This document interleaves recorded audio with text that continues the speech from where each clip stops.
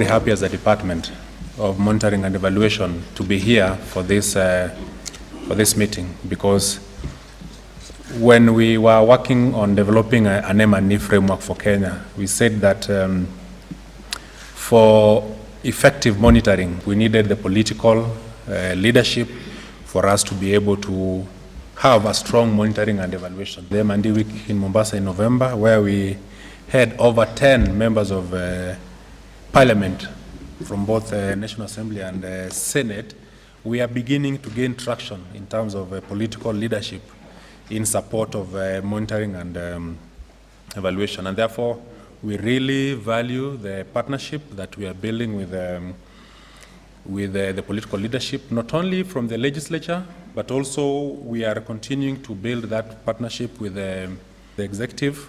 And also, we are working now, we have started working with the independent institutions. The permanent secretaries recently met, and they said that we have weak indicators in governance, in accountability, and also in transparency.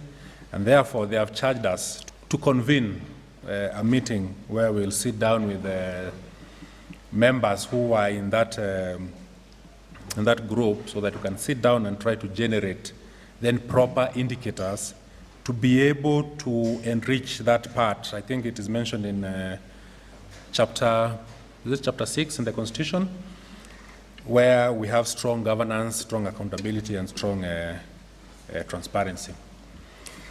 Just to say that as a Monitoring and Evaluation Directorate, we have developed the policy, and the policy has taken quite too long, and I think that's the importance of having then the political leadership. But we have also moved forward, and we have also developed a draft bill.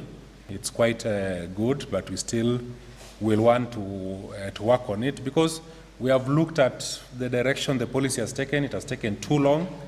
Then we said, let's try to use the tact of doing a bill, and from that, we have a bill. And the best practice, I think, in Kenya is to have the policy and the bill, but whichever way we will get M&E entrenched in Kenya, we will accept it. We have noted that the more you keep things in papers, the more you lose them, but if you have a system which is being updated, then we will have traction in especially project monitoring, where we have a big challenge, where projects come into the system without proper feasibility, pre-feasibility, and therefore we have a lot of wastages. Our department, we have also developed a website, www.monitoring.go.ke, where we want to put all our documents. That's where we want to have it as a repository for all documents related to monitoring and evaluation, so that people can easily access what we are doing as a country.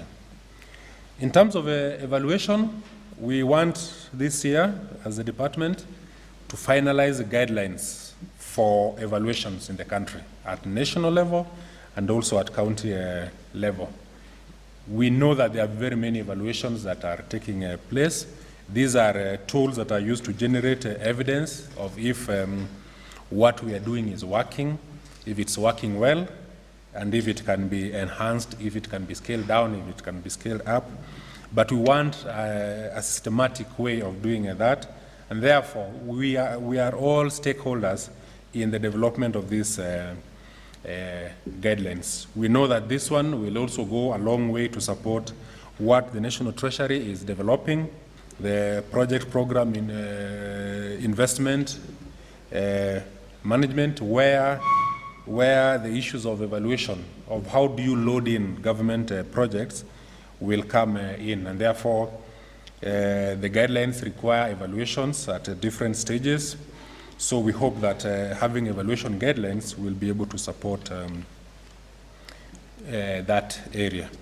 Annually, we also have the Monitoring and Evaluation Week. Last year, it was very successful in Mombasa.